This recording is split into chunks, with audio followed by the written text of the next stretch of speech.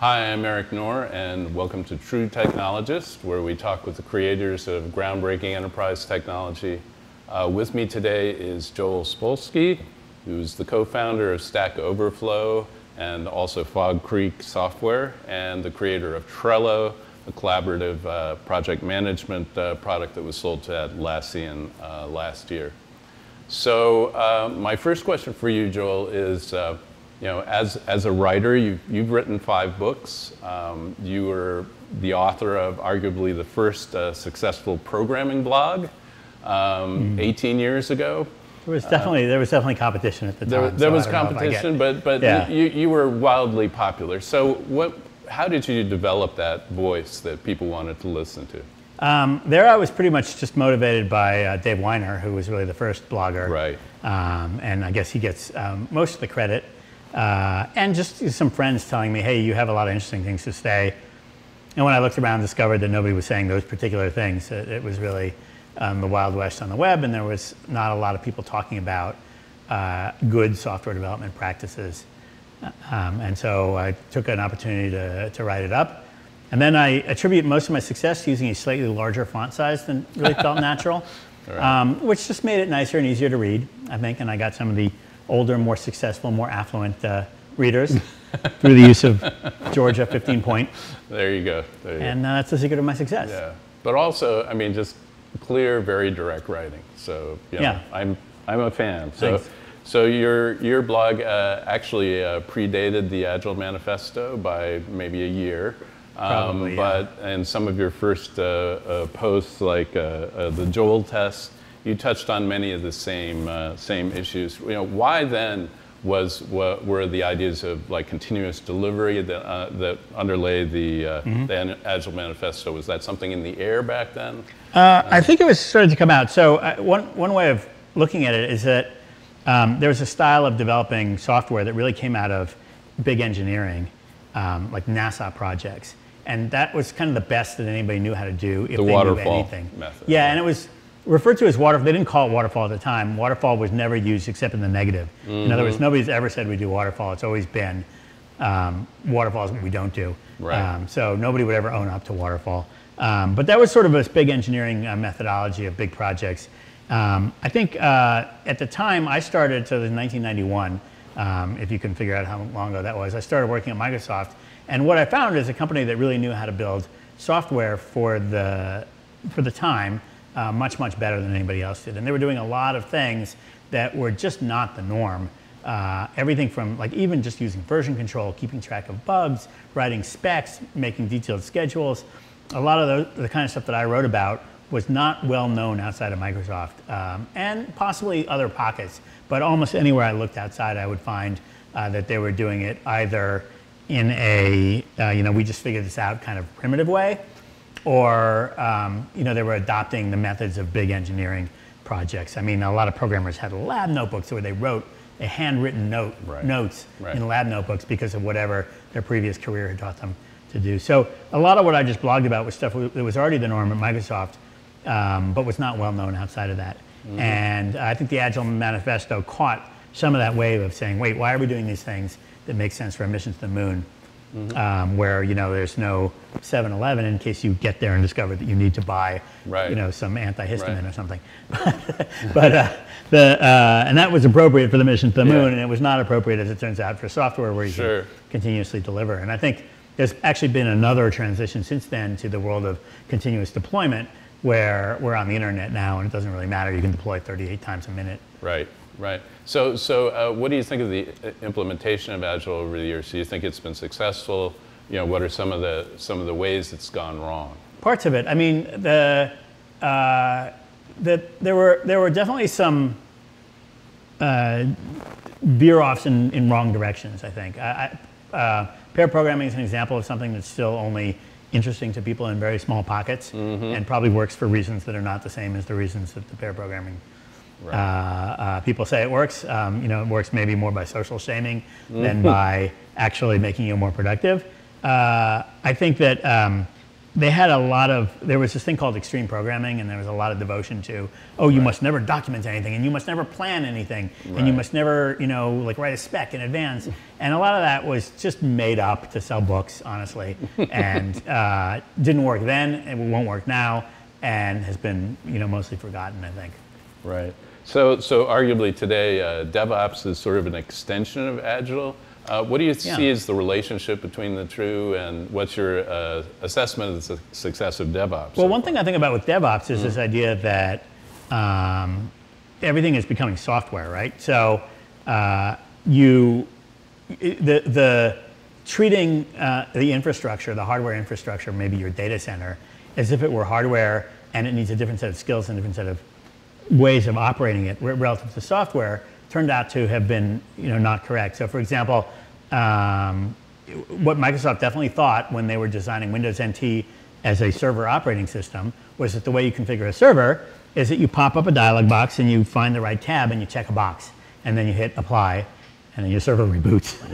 Right. And then you have to install patches, and then they're not compatible with the device. Or you download the device, or 4 days later, you're back, your server is back online. But that's how you configure a server in the Windows NT mentality, but it's all software. And when you think about software, you think, the way I want to do this is I want to have a contained environment, which is my test environment, and I want to edit a text file, and I want to check those changes into version control, and then I want to test it in the test environment. If it works well there, then I can apply those same version changes to my live servers. And so everything is just becoming software, and we're starting to use the software tools for everything. And it makes sense that software developers would also own that part of the overall configuration. So that's the way you see it, right? As software developers taking responsibility for what used to be operations. I mean, I think you're right. I think that's often the way it's been implemented.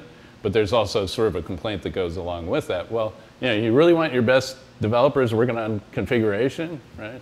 Yeah, to the extent that it really matters to them, they kind of need to make it work. I mean, how you divide up what the different software developers do on the team is another thing. But I think of it as, it's not really configuration. It's user code. How does it run? Yeah. Now, that is a part of a general tendency that software developers now have to know a lot about, or a little about a lot of things. They used to sort of be able to be super experts on one narrow thing, and they can kind of get their job done. And there's still room for that, like the super deep expert in, I don't know, database optimization or something that you have on your team.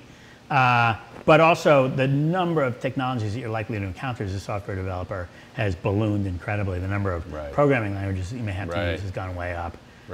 You really have to, we talk about the full stack software developer, which is ridiculous, but you imagine them, every night they go home and they find a new thing on Hacker News, and they have to install it and play with it and try it and see if they need it. Yeah, well, that's one of the ways that programming has changed, right? Absolutely, is that, and partially it's because we're at such a higher level of abstraction than we used to be, whereas programming used to be about, like, here's how you move, a 32-bit, integer from a register on the chip into memory, and you're like, oh, that's cool. And now programming is about, like, here's how you summon an Uber vehicle to arrive using an API and show the user a map of where the car is now. And that's a much higher level of complexity, requires much more knowledge, I think. And then when things go wrong, you have no idea why, because it's not simple anymore. It's like, well, I thought I ordered a red car. The car is blue. I don't even know what to do about this. And then you have to go on Stack Overflow and ask questions.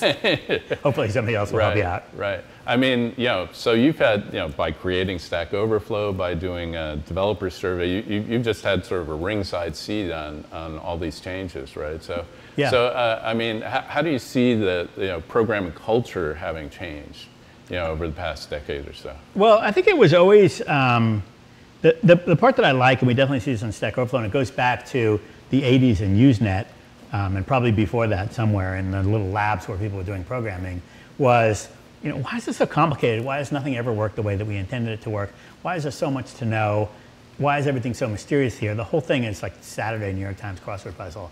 It's like there's no human being like the what? 1942 Dodgers? Really? How should I know?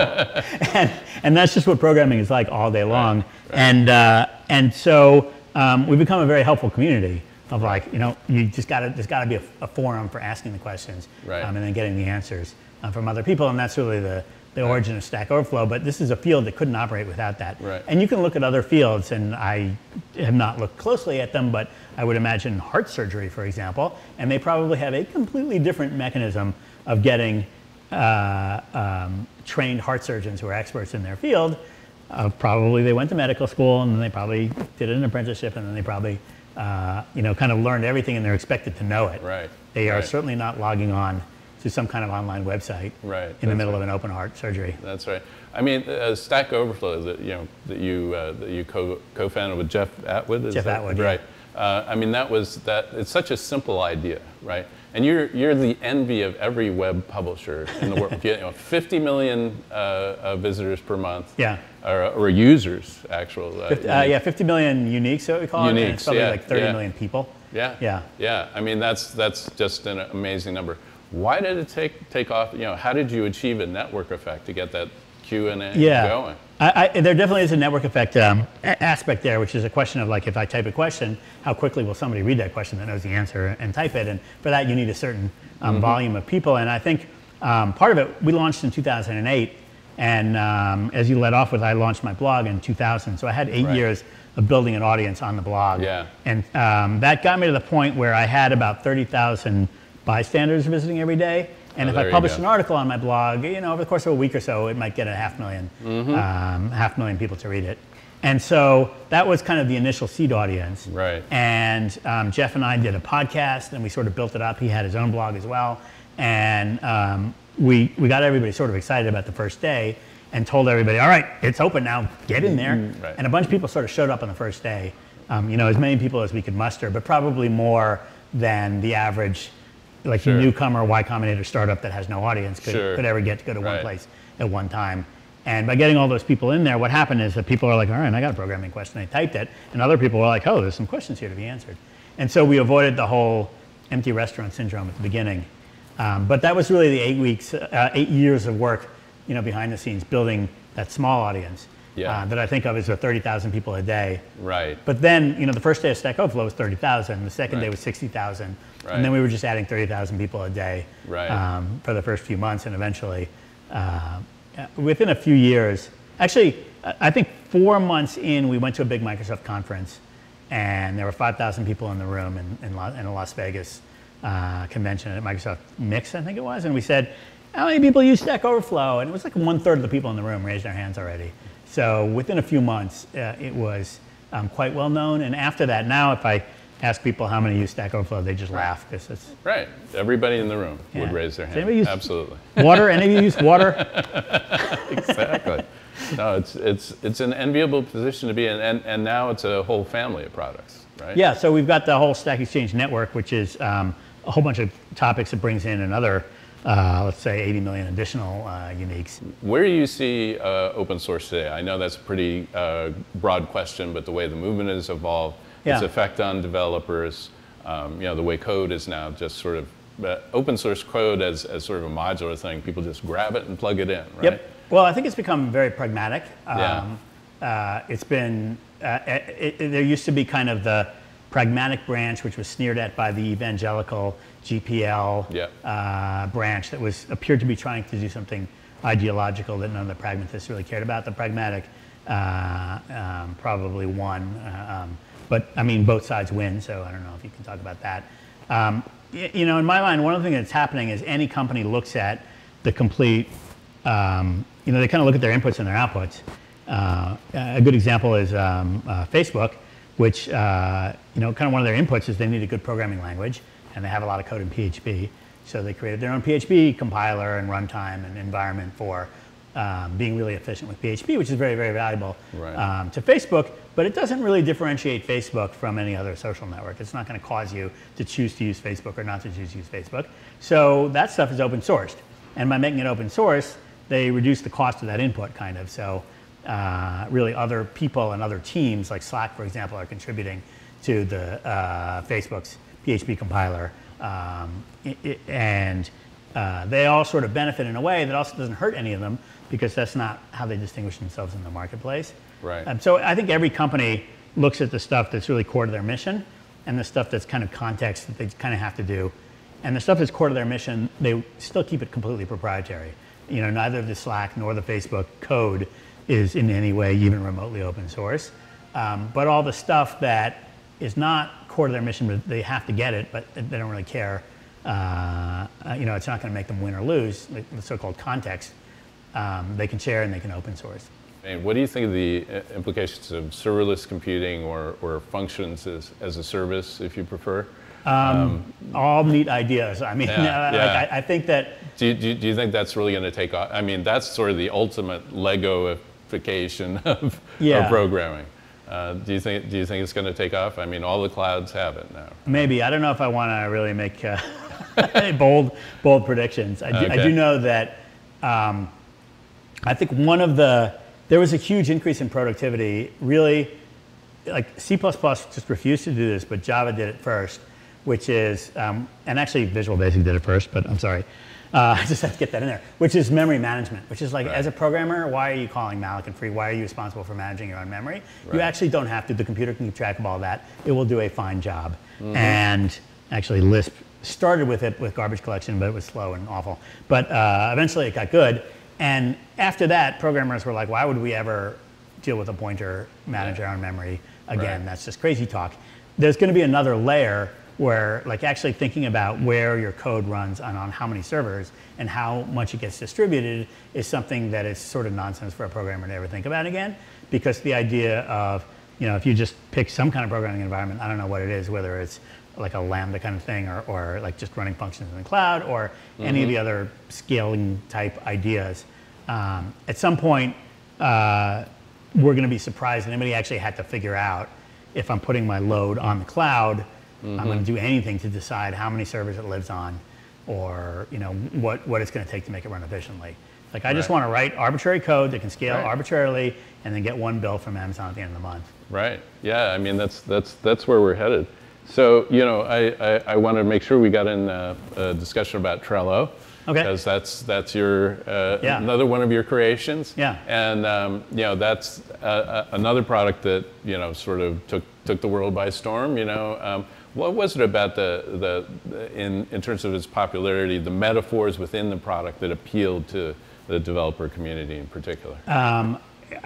Well, first of all, we built it for not developers, and that was very helpful. Like our previous product at Fog Creek had been FogBugs, and it was project management with a very developer mindset around it. And so the first idea of Trello was we have to scrub all developer brain styles off of it. You shall see no developer. Okay. Yeah. Okay. And part of the reason is that the business model, we started from the idea of the business model has to be 100 million users, of whom the 1% who get the most value pays $100 a year. That was just our plan. That's how we described it. And there was just orders of magnitude, obviously. But we figured what do we have to do to get 100 million users? So if there's only 30 million unique visitors on 30 million people visiting Stack Overflow, 50 million uniques, 30 million like human beings, there's only 30 million developers in the world. We can't get to 100 million that way. We have to remove all the developer stuff. I think actually there's something about the physical graphical layout of Trello and the fact that it actually becomes a little bit tedious if you try to squeeze more than fits on one or two screens into Trello. It starts to become a little bit irksome. And what that means is that you are continually reminded to use Trello for top-level summaries and for organizing the top-level summary. And what that does is that gives you the discipline to think about the summary of what you're working on and not the details. So if you go into FogBugs or Jira or Asana, which is sort of the older generation, millions of little tasks, it's got an infinite hierarchy, and you're just kind of encouraged, go ahead and put in as much junk as you want, and just make that list of things that you have to do be 9,000 things. And one of the things I discovered working with people is that everybody wants to come to the morning and come in to work in the morning and just know I've got one thing to do today because that's what I'm working on. They don't want to have to stare down a list of 9,000 things of which 182 are assigned to them, and so they do some query, they find out they're 182, and then they despair and go to lunch. Right, right. So when you got the call from Atlassian, was that a surprise? Or? A little bit. They tend to call us every once in a while. Did not really see that coming. Atlassian also coincidentally had the ambition of being on 100 million desktops and really wanted to be a productivity tool they wanted the Atlassian suite to be a productivity tool for desktop workers everywhere. And I think with their traditional developer tools like Jira, that was just not going to happen. I don't think that you're going to take a bug tracking product like Jira and convince the local flower shop to use it to keep track of upcoming weddings. Yeah. So Joel, we've covered a lot of ground here in a pretty short period of time. What software development trends now do you find the most interesting, aside from the stuff that we've gone over right now?